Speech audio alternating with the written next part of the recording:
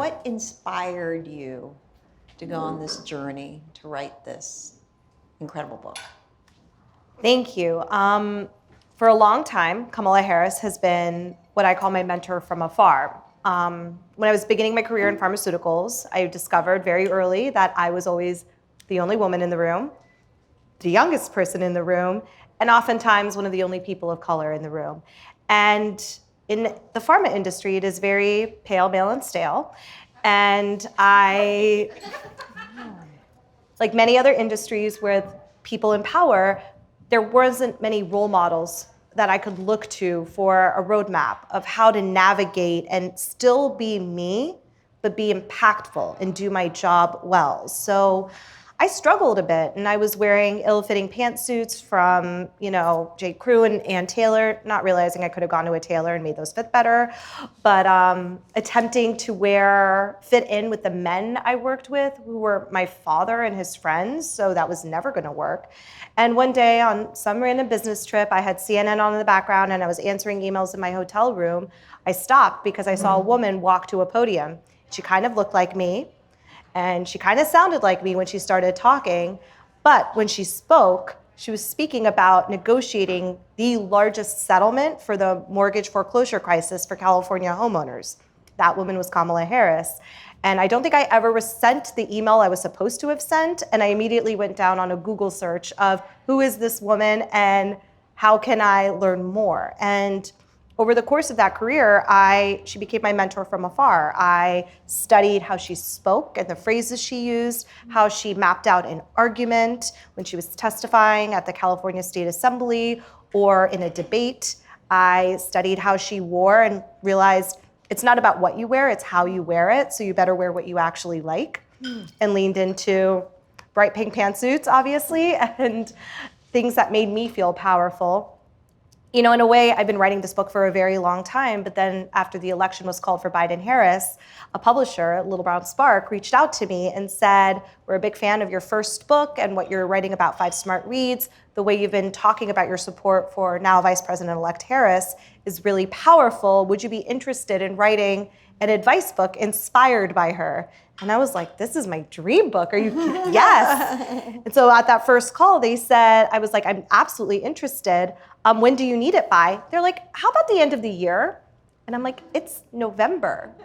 Like, no. They said, fine, how's about February? And I'm still like, oh, okay, I guess. And then somehow wrote this book in 2.5 months. When you get that flow, do you guys ever remember this writing paper in college and then you just kind of banged out a paper because you had flow? You had flow on this one. I had flow on this, and especially that first chapter, I started writing it when I was home at my parents' in Pennsylvania over Thanksgiving, and it just flowed out.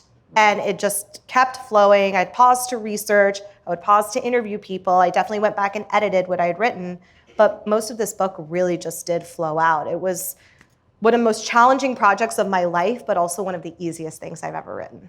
Really cool. So, there's so many questions I want to ask about the book, since part of this fireside chat is really about the book. But really, just talk a little bit about you. So, your first book, given that you are an executive in a pharmaceutical family-owned business that you've been helping run with your father, I'd love for you to elaborate on the journey to be writing a book and being an author. It happened quite organically, and it happened because of a blog. My old blog, Hith on the Go, has the origin story of everybody else's blog in the history of time. I was in an uncreative job and needed a creative outlet. And in my case, I was traveling all the time, so I needed something I could do from my computer, not something that required materials or any kind of workspace. So the early days of those blogs was rough. It was like a very sad knockoff of many other blogs out there. But it was in my time of packing and traveling so frequently and figuring out systems that worked for me, once I started blogging about that, these are the top 10 things you need on a long flight, and this is why. This is how I pack for a multi-city trip. This is what I do when I'm planning a trip to Russia. And writing about that and documenting it and then sharing it. And this was a time where things could really go viral on Pinterest like that. And I'm very I benefited from that greatly. That's what made that blog take off. And it became a really big packing and travel resource of how people are actually packing and traveling. Most of us are not quitting our jobs and selling our possessions and living out of a backpack. We are people who have jobs, have lives. We take a few trips for business every year. We take a few trips for pleasure a year. And no one was really targeting the average traveler. And so that's what I did, and doubled down on writing and creating that kind of content as I saw it grabbing traction while I was continuing to travel and pack. Now, motherhood happened, second time motherhood happened, and I went from being Hitha on the go to being Hitha in one place. So, but I got the first book deal, How to Pack, because of that blog. And again, it was the same sort of story. A publisher had an idea for a very specific book and approached me. With the case of How to Pack, it was the day I came home from the hospital with my first son. And I remember seeing this email and going, Mom, I think the drugs are still in my system because this can't be for real. And I hand her the phone and she's like, it looks real to me. And then at this point, my husband has Googled this editor and everything about it. And he's like, it's Clarkson Potter. It's Ina Garten's publisher. You need to take this meeting. And I was like, I will take this meeting. So with my 1-week-old son, I'm sitting in a Le Pen Côte d'Etienne, just south of Central Park. And she's like, so you're gonna get your offer letter in about a week and we're excited to move forward. And I was like, I thought we were just gonna explore this. I didn't know this was a done deal. So I am the luckiest author in the world.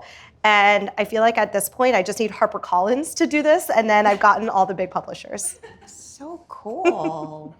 So tell me about that journey of writing the book and going on book tours and like the learning. And again, the creativity that you are able to explore as a pharma executive. Like just describe that journey, because part of it is inspiring people to pursue their passions. It doesn't always have to be your day job. Exactly. And I feel very strongly about that. And for me, I am what I call dual-brained. I have a very analytical side to me and a very creative side to me. And if I'm not feeding both, I don't do anything well. Like I do much better with a lot on my plate than too little on my plate. And so I think I've taken everything from both careers. They really have melded and helped each other. So with pharmaceuticals, I got exposure on how to build and scale a business, how to negotiate contracts, how to renegotiate a contract and vendor management in a way that has helped me take my content business very seriously, as well as write a book and understand I'm obligated to this timeline, and so I'm going to deliver and have this desire to over-deliver on anything I set my mind to. On the creative side, my decks are beautiful compared to most pharma decks. This is actually a really funny story. I was on a flight to Miami, and there was a gentleman sitting next to me, and he looked over and he's like, that's a really good looking deck. And I was like, thank you. And I looked at his, I was like, yours is not. Turns out the person sitting next to me is Jeb Bush. Oh my goodness. And you had no idea? I had a sore neck, so I really couldn't move my neck very much. And from the side, he just looked like any other typical dude. But at the end, I was like, oh. I was like, you were a very pleasant seatmate. And he goes, well, you've inspired me to call my board and to ask them to hire a deck designer. So thank you for that. I'm like, you're welcome. Weirdest moment of my life. But I'm a creative storyteller. And that's the thing. It's like in a life sciences company, you're making what is hopefully a life-saving drug. The story of why you're doing what you're doing is very important before you get into market analysis and pricing and reimbursement and all these things. And I think too often we forget why we develop it in the first place. But my father is a unique, I call him like a Ted Lasso of the pharmaceutical industry. He does things very unconventionally, very differently, and he's an incredibly inspiring leader, and I've learned a lot from him. I've learned so much from him and the team we have. And so what I've learned is to really listen when he talks and to take what he's saying and just massage it and tweak the message a little bit so it is as impactful as possible. And for me, having both of these types of careers has made me really just me. I am someone who thrives in a very serious technical business setting, and someone who also thrives in writing a book, marketing a book with my team, coming up with clever ideas on how to like get other people to talk about the book and share about the book. So it's fun. And I believe that we bring, in order to, and chapter 1 is all about your name and your multitudes are your power. Your multitudes are everything. I think society is so quick to try to put us in a box or to to push a narrative on us that doesn't make it fit with our actual lives. And so I think it's so important that we bring our whole selves into everything we do, and to not shy away from bringing our whole self to the table, to rooms that might be intimidating, to tables that might seem scary, to claim your space and own it. I love that. So obviously the journey of claiming your own space and owning it, I heard so many phrases that you used around your journey of self-awareness.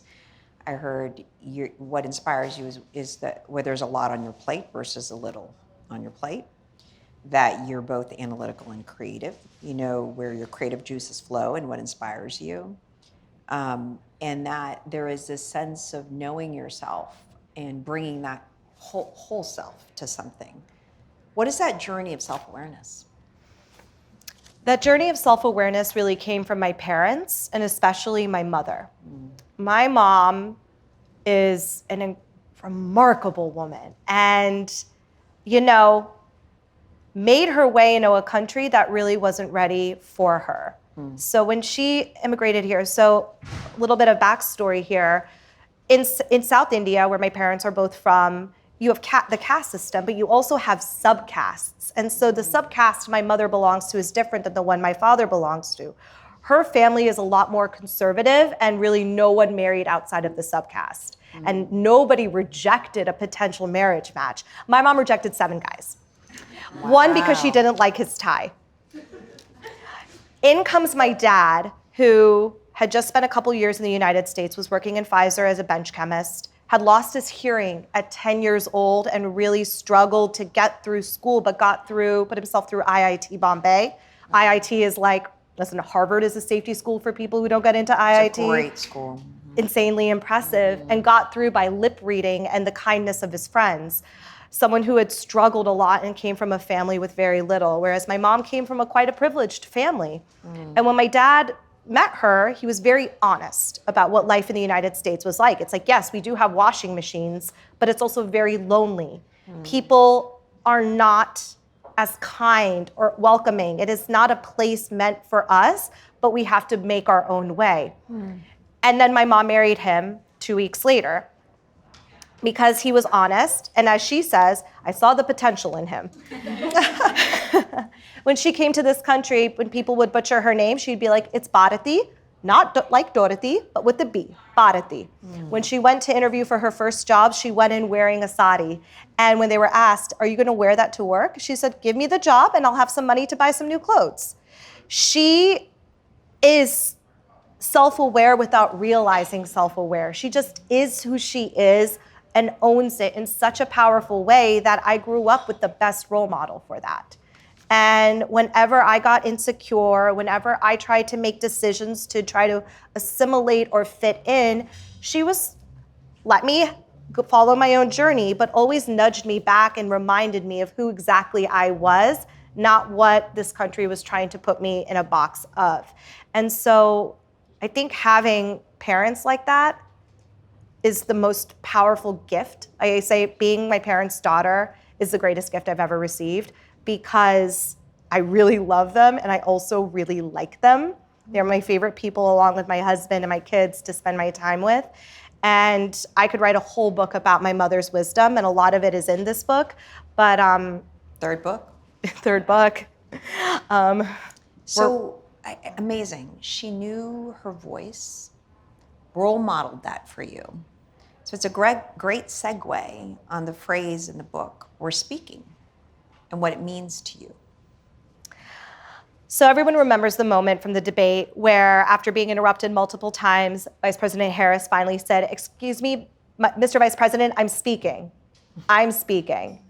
And it was such a powerful moment, because almost all of us have had that moment in our careers. And the book is an extension of that because this is so much more than just about Vice President Harris or sharing a bit about my life, but it's also collecting the wisdom of so many people I admire for all of us to come together and own our voice, because when we all speak, we can make change. And I think you're seeing that happen right now with what's happening with the infrastructure, the reconciliation bill, and hopefully we will get what we need. And if we don't, we will keep speaking and keep fighting for what we need to build a more equitable country. Part of the other thing that I think inspired you was the overlaps or similarities in your personal histories.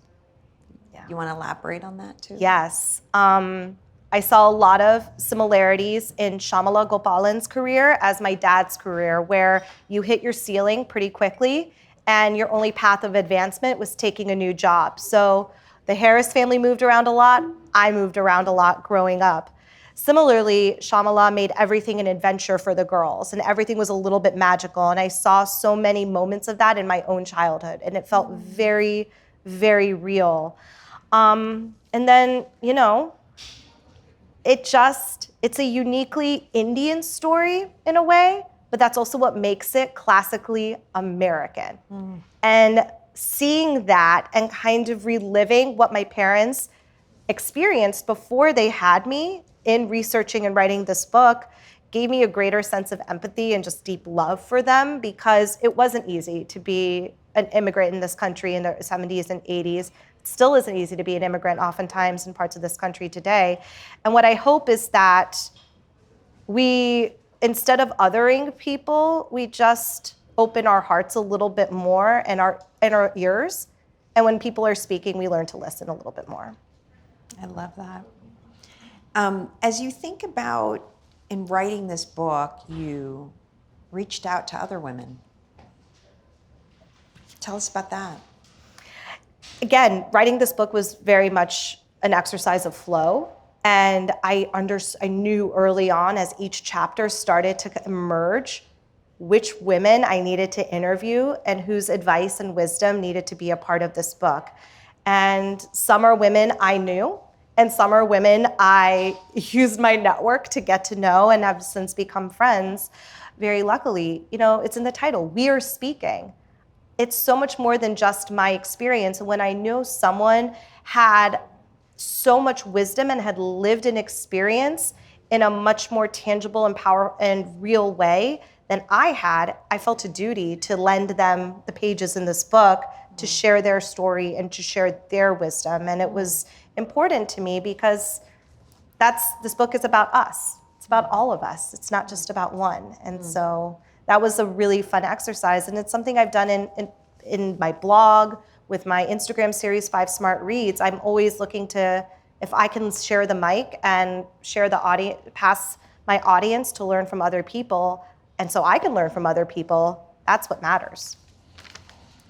So, such powerful messages, and obviously we went from self-awareness in your own personal journey, coming to the US, inspired by your parents, and then obviously the parallels that you and the vice president have.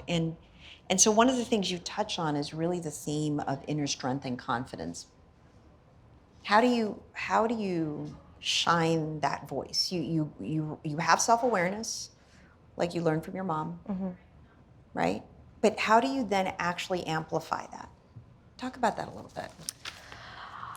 A lot of it comes from, it's a choice you make every single day to say, I am going to show up as my full self. We are not taught these lessons. Oftentimes we're taught ourselves to fit in, make ourselves small, don't be too much, don't be too this.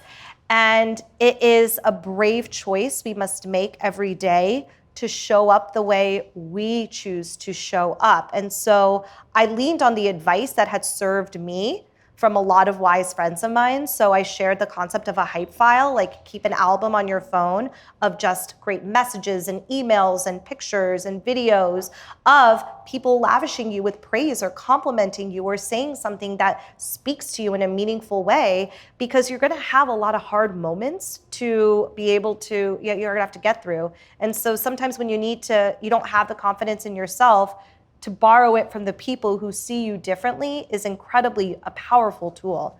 The other thing is learning how to overcome rejection really starts with being able to take care of yourself. And like connecting that eating no for breakfast and taking care of yourself, we are the sum of all of our parts. So you can't just talk about having a thick skin and cultivating resilience without talking about the practices to keep you strong. So that was a very important section. Self-care gets talked about a lot. It's either projected as bubble baths and romance novels, which I also love, but working out every day and eating healthfully.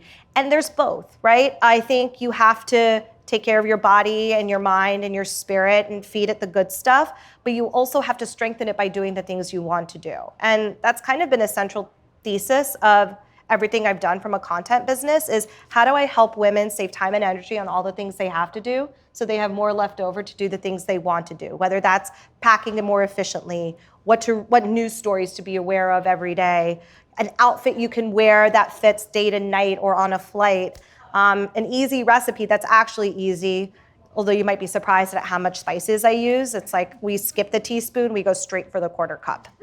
But that's important. You should write a book being funny. I mean, I just think we are so many things, and we hold so many titles that, something that actually is very special to me about the Wing, it's like one of the few places that I get to just be me. I'm not mommy, wife, daughter, short order cook, and housekeeper at home, or I'm not like boss, executive, negotiator, someone who should have gone to law school, like reviewing a contract at work, or a writer. I can just be me. I could be all these things, but I could also just be Hitha, the woman who likes to drink a coffee and pull a book from the corner and take a second to herself. So I think it's also important that you find your spaces, not just your rituals, where you can take a second and just breathe. Amazing. I mean, look how creative she is. She and I were on an advisory call for the Wing, and we're trying to actually come up with brand suggestions, and we're going to go deeper dive. I just wrote down, we could create a tagline where you can just be you. That was pretty powerful, right? Like that? That was really good. That just kind of, came out of this conversation. Can you name a piece of borrowed confidence, this phrase that you use? And what I love about these interviews, and often I find in the Fireside chats, is the specificity that I try to draw out. I don't have to really spend that much time with trying to draw it out. The specificity of collecting things in your journal that gives you a sense of confidence, these kinds of things. So describe borrowed confidence. I have a lot of screenshots of DMs from incredible women that are part of my community on Instagram of either how sharing 5 smart reads and sharing how I develop a position on an issue has helped them hold their own in political conversations with their own family members. I have a video of someone who, this is like a very crazy story, and to this day, he has become one of my favorite people. A family friend had introduced me to him thinking he'd be interested in investing in our company. I met him early on. He said, I'm very interested, but I'm waiting on some exits from my current investments, so I can't invest at this time. And I said, no problem. Kept in touch over email, didn't think much of it. He's a very, very nice gentleman. My parents were at that mutual friend's home for a party, and my mom said, oh, my daughter lives in New York, she works with my husband, and this man comes in and he goes, her daughter, and starts like saying all these things about me. And my mom is, like very many South Asian moms, doesn't brag about her children. Like it's a cultural thing, and I'm grateful for it. It's made me very strong and resilient, but lavish praise is not done in our home. You really have to earn it. So for her to hear this man she had never met saying all these things about me was like a shock to her, but also one that she goes, I've never been more proud. So at another party, he apparently started speaking about me again, and my mom took out her camera and recorded it and sent it to me. So that is in my hype file, and that's actually something I watch every time I'm about to like enter in a negotiating call or whatnot, because I needed someone who is kind of who has always led our industry, those words of affirmation from him for me to sometimes believe that, yes, I belong in this industry, I belong in my role, I will not make myself small, I know what I'm fighting for, these like one word in a contract, that is a very important word for us, and I'm gonna hold my ground. So that is a very specific favorite example of mine of what's in my hype file. Badass, loving it, man. All right, so there's also, and we all have heard it, elaborate a little bit more on the North Star. I think it is one of those concepts that it makes sense in theory, and putting it in practice is incredibly hard because it forces you to really think about what is going to drive me to do anything in this life. And so I also think you could have a North constellation. It doesn't have to be one star at all times. As we grow, our goals change, our priorities change, and what matters to us change with our life experiences. And so feel free to modify this as such if that is the life you're living, but to know what you're working for, to know why you get out of bed every morning, and it's not just a cup of coffee, to know why you're doing the things you do, that is, again, because of you, not because of the roles you hold, I think can help ground us in those hard moments and also keep us humble in some of our more exciting and inspiring moments as well, to keep us focused on what's important. So, could you elaborate on that? I think you can go a little bit deeper when you say, when you wake up in the morning, the concept that what's inspiring is not, it's the depth of who you are rather than the role that labels you. So the advice I shared in this particular section that inspired me was Tiffany Dufu, who is an incredible author and an incredible thought leader. In her book, Drop the Ball, talks about, she thinks about what she wants written on her tombstone. And that being what drives her. And so for her, it is changing the lives of girls and women for the better. And also being a very present mother, and she is. But that's sort of the filter that she uses in everything she does in life. So she's very open about the fact that she does not handle the kids' school calendar, she does not do play dates, she doesn't do these things, but when she is with her children, she's focused on the quality of conversation and going deep in those moments and those conversations with them, that she thinks about she says no to a lot of meetings because she goes, this distracts me from my mission. I will help people if they are very specific about what they need help with, and I will be generous with my time and my network in that way, but I can't take every coffee meeting. I'd love to pick your brain.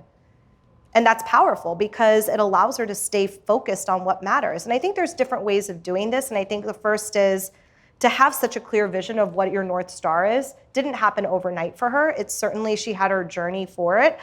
And to have fun with the journey, like don't be in such a hurry to just say, like follow what Kamala Harris's North Star is or Tiffany Dufu's is, you know, at the end of your life, what are you gonna feel most proud of?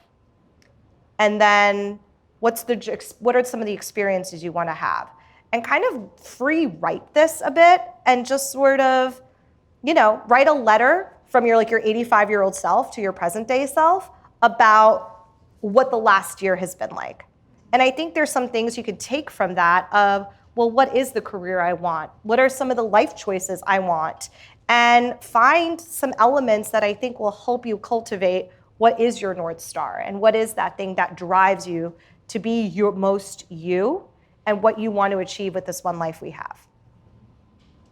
So staying focused on what matters, and then we think about, and you write about it in the book, on how we as women are often judged with what we wear, our personal style, we're scrutinized.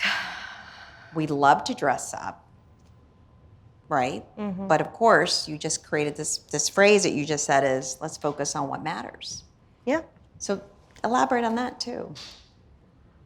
I think, pardon my French, it is bullshit that we have to allocate time and energy to this.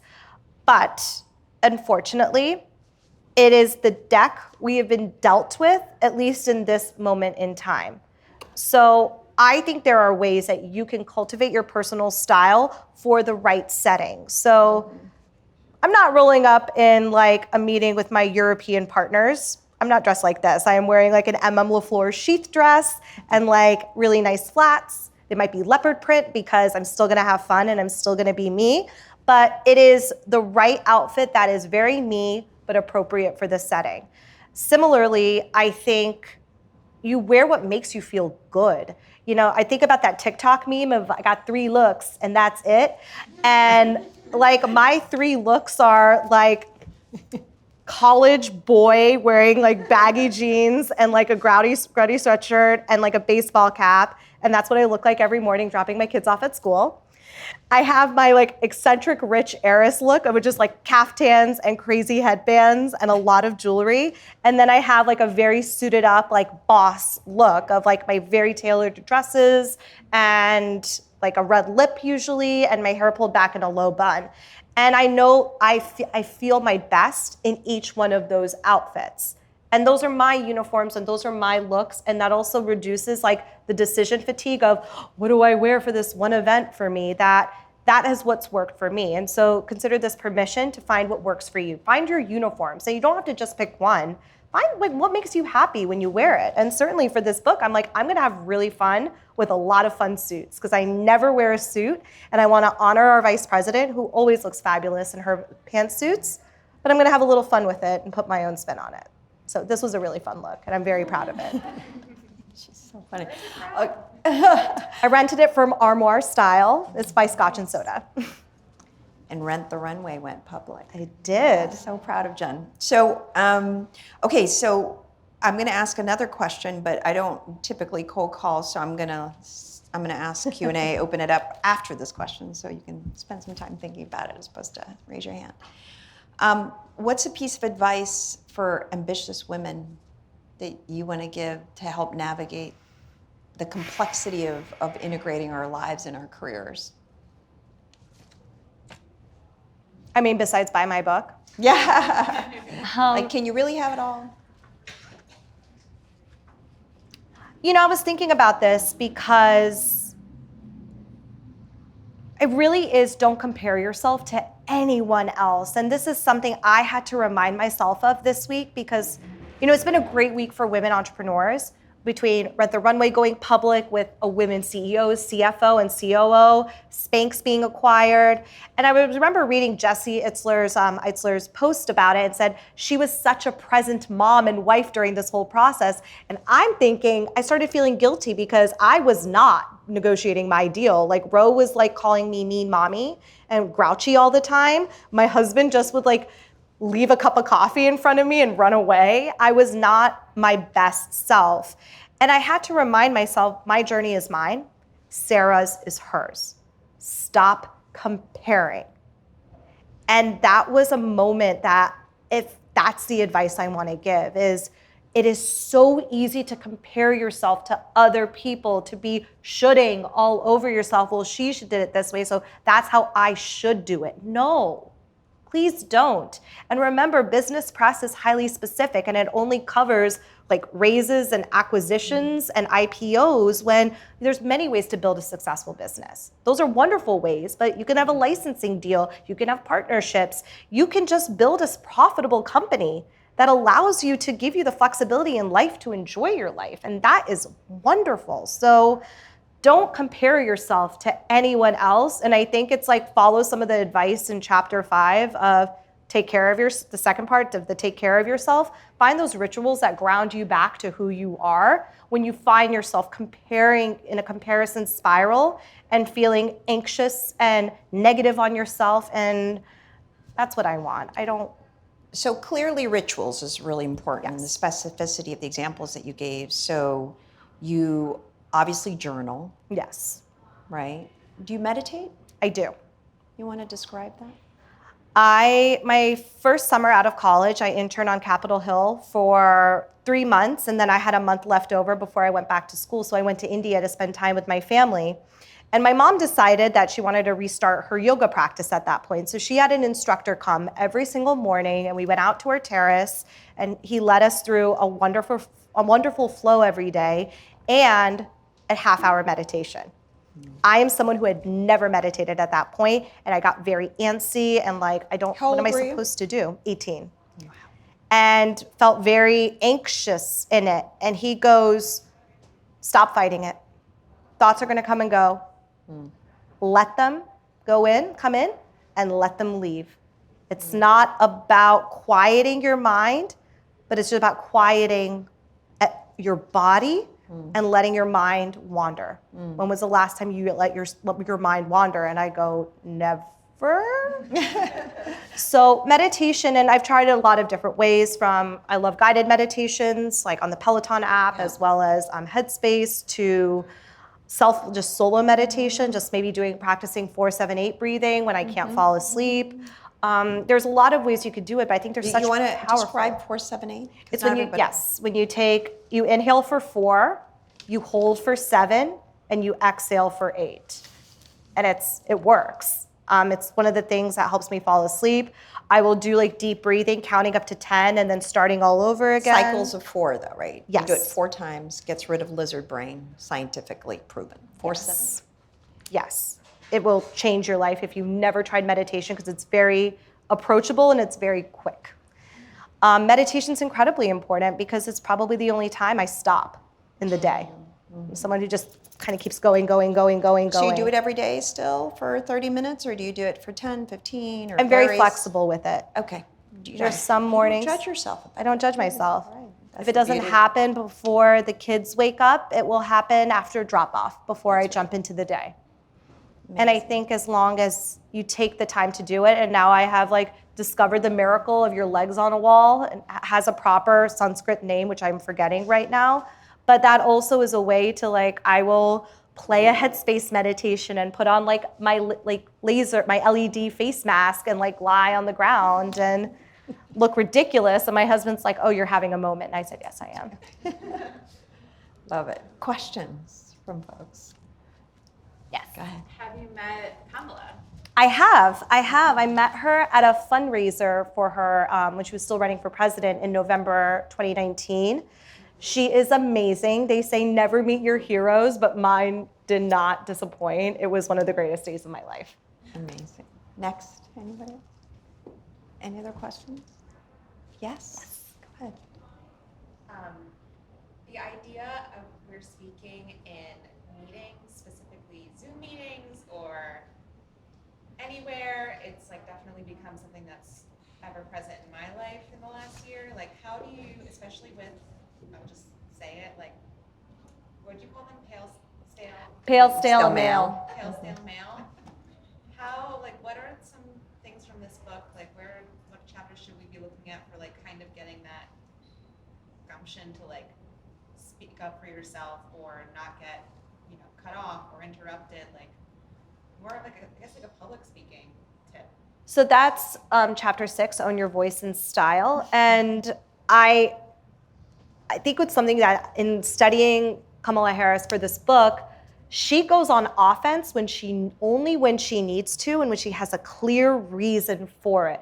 So if you take the example of her first district attorney race, in the debate when her former relationship with State Assemblyman Willie Brown came up, she went on the offense because she knew all the eyes would be on her, and this was her ability to make a statement that would pick up the press, give her a chance to do a really great campaign spot to increase her chances of getting into the runoff, which was her goal.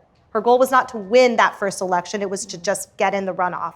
So that's when she brought up, if you're gonna bring up my personal relationship, which is long over, let's talk about you two. And she talked about how one candidate had a very torrid affair that was public and messy. Another one had people having affairs in the district attorney's office, and said, if you want to talk about this, we're going to go there. And that was her moment where she got the press momentum. She followed up with a voicemail to voters explaining, this was the relationship, it is over, but this is what I'm going to do as your district attorney. And it gave her the votes and the momentum to get her into the runoff, which then she eventually won. Similarly, the Kavanaugh hearing is another great example of it. Go on offense when you have a clear goal of your outcome and you have what you're going to do next identified to follow up and make that a reality. It can't just be you're going in for a single blow. So be really thoughtful when you are going to go that offensive. But also in Zoom meetings, when you tend to be over-talked, I have learned that there is great power in a pause, and we talk about that in the book too, in not speaking and taking a second and letting everyone else kind of go at it and then stopping and going, okay. So everyone has expressed how they're feeling. Here's what I've heard. Now here's how we're moving forward. And this is a very big example of feminine power. Women have the ability to calm down the room and get people back on track and get everyone focused once again. So lean into that, because that's something we do extremely well and very almost innately. So sometimes if you're getting frustrated, let everyone be the ones who speak, and you can come in calmly and surgically to move forward.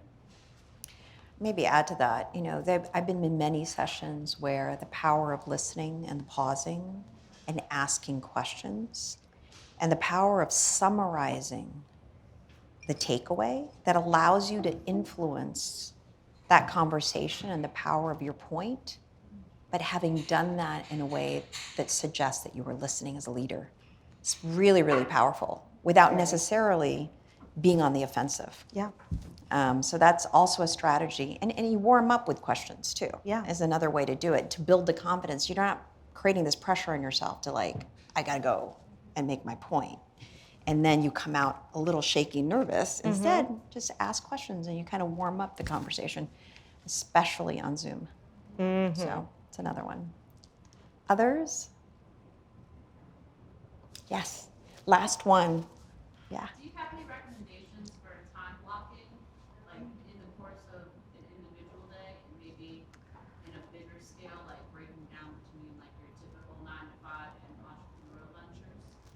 So I think this is very personal, because I will tell you right now, I have my morning rituals and I have my evening rituals, and my day are kind of just determined by what is the highest priority. So for example, this morning I woke up super early for a kickoff call between us and our new partner. And we had people from all over the world dialing in, and I am and again, to your point, I knew this was going to be a really big, crowded meeting with a lot of different accents. And I had to prepare for that. And I knew that was also going to be a taxing meeting, and I needed to give myself a little downtime for right after. So I believe that I've had to hire people to tell me what I should be doing every single day, and I think that's something as you grow, you just are I need someone to understand, filter out all the unnecessary stuff so I can focus on my best and highest use. But I say when you're just getting started, you start to develop that screen for yourself. And I think that's kind of in your discovering what your North Star is, you will start to understand, is this going to support this vision I have for my life and this goal, or is it not? And if it's not, no is a complete sentence. You can just say no. Not everything requires a full, thoughtful response, and you could be very gracious and say, thank you so much for reaching out to me. I don't have bandwidth for that at this time, but I appreciate the thought. I'm gonna have to decline, and that's it. That's it. Start and end your day on your terms, on the ways that set you up for success and also reconnect you with yourself. And then in the actual day, it depends on your job. It depends on that particular day. It depends on if there's an emergency that happens. So try to carve out chunks in the week where you can have focused, dedicated work and also time for admin, so you know where you're putting those tasks. And the rest with meetings, If a meeting is not serving you or there's no purpose for you being there, don't be afraid to hit decline. If you are going to be in the meeting, make sure that it has a clear agenda. Like, I wish people did this. Like, agendas for meetings, clear outcomes, and don't waste people's time. We don't need to kibbutz all the time. We waste a lot of time that way. And so don't be afraid. And that's also a way to step into a leadership opportunity by taking charge of the meeting, by being the one who sends the agenda, the one who sends the recap, and following up. It can be a way to say, I'm going to take charge and show my leadership skills here, but also save my time and energy. Because when you're in the driver's seat and no one else realizes, it's a very powerful skill. And it's something I've noticed Vice President Harris has done, something I've seen you do in your work, and it's something that has inspired me as our company is on to its next step and next journey. God, I have learned so much this evening. I have to tell you, there is this sense of intentionality that you have, the power and strength of the journey of your own self-awareness, that obviously your parents were incredible role models, but in your own journey of journaling and finding yourself. And then last is the specificity that is always so useful, because we run around in life with a lot of people saying general things. And some of them that I actually wrote down for me, right? Love messages to yourself, collect them. Videos that your mother take of people talking about you, which is lovely. Writing a letter to your 85-year-old self. It's really powerful. Figure out your uniforms to make your day much more efficient. Don't compare yourself to anyone. And of course, the power of the story of the vice president and the parallels in your own life. And of course, closing with a beautiful, beautiful quote. I may be the first, but I am not the last. Thank you, Hita. Thank you so much. Thank you, guys.